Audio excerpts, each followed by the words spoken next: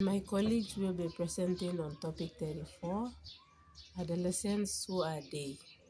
We will define and explain adolescents with their impacts, effects, and benefits.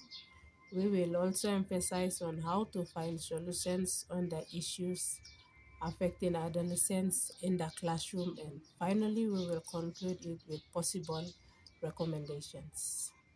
Okay, adolescence, I will be explaining adolescence. Adolescence is the transitional phase between childhood, typically from age 10 to 19, or more broadly 12 to 25. It is characterized by four main features, which are physical change, brain development, psychological change, and behavioral change. These are four characteristics of adolescence. Okay, physical change. This change start with puberty, involving major changes in hormonal balance, body changes, muscle mass, and sexual maturity. Okay, brain development. The brain goes a certain phase of rapid development and increased plasticity, maturing in areas responsible for emotional regulations, reward perception, and self control. Okay, the third one is physical change. That's the stage where teens shift focus from parents to peers, explore their personal identity, and gain emotional independence. The last one is behavioral changes. Their behavior also changes from childhood to adulthood.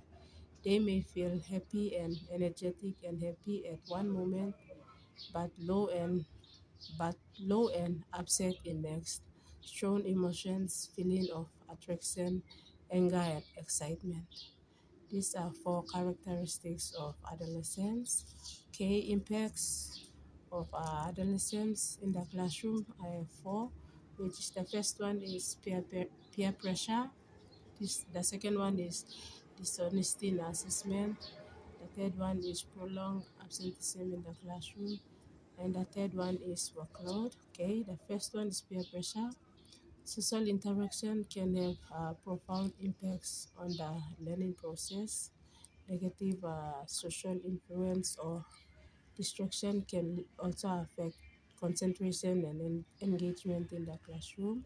Okay, that's the first one. The second one is dishonesty in assessment. Cheating in the classroom can weaken their cognitive in the learning environment. They may copy the answers from their colleagues. When doing that, they are not developing their brains.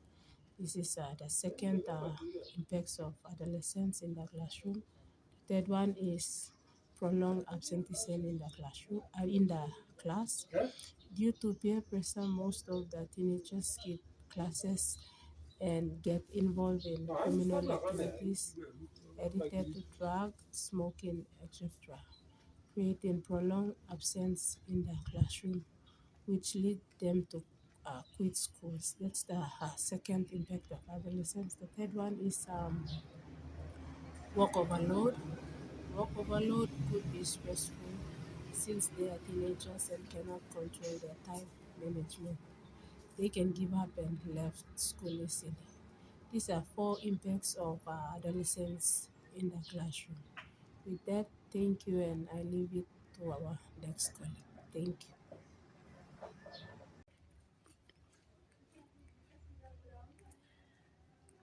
To add on to what my colleague have just said, I am going to explain on the benefits, the challenges, and possible recommendation of adolescents who are there. Now, the first benefit is the mentorship potential.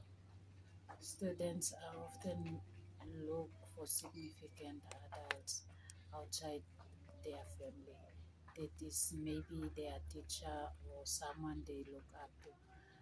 They will allow you to be a perfect mentor and a safe harbor in their lives.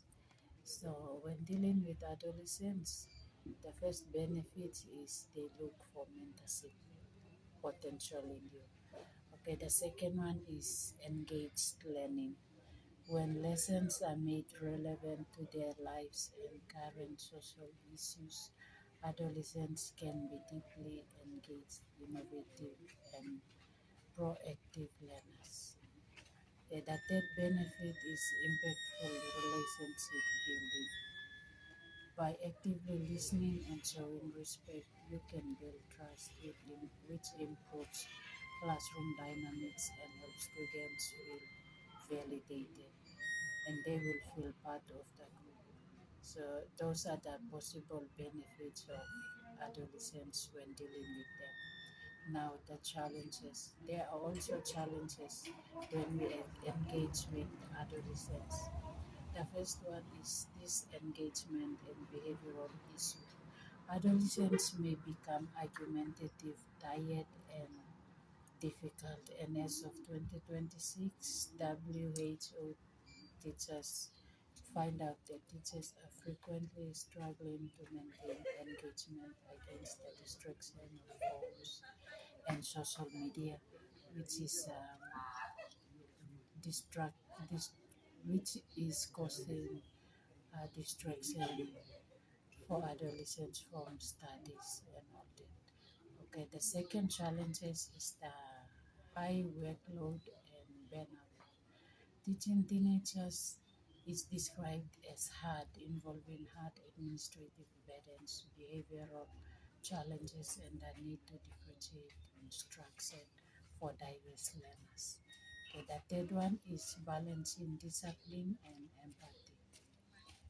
Educators must create safe and very respectful environments, but often they struggle to enforce discipline and habits that are not reinforced at home. So, when we talk about balancing discipline and empathy, it, it goes back to the parents as the first teacher at home. When the teenagers are not being dealt with at home, they have disciplinary issues in schools. Okay, the fourth one is meeting diverse needs. The shift towards inclusive education, like 2026 reform in PNG aiming for no dropout grade, very challenging en- environment in school in managing diverse learning levels in a single classroom context. Now, to conclude, we will look at a possible recommendations. The first one is establish trust early. Send a welcome note, make introductory calls, and set a welcoming tone to build resonance. The second one is use active learning.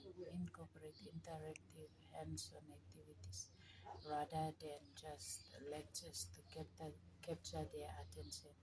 Hands-on activities like sports or field trip instead of giving lecture and theory in the classroom, which is very boring.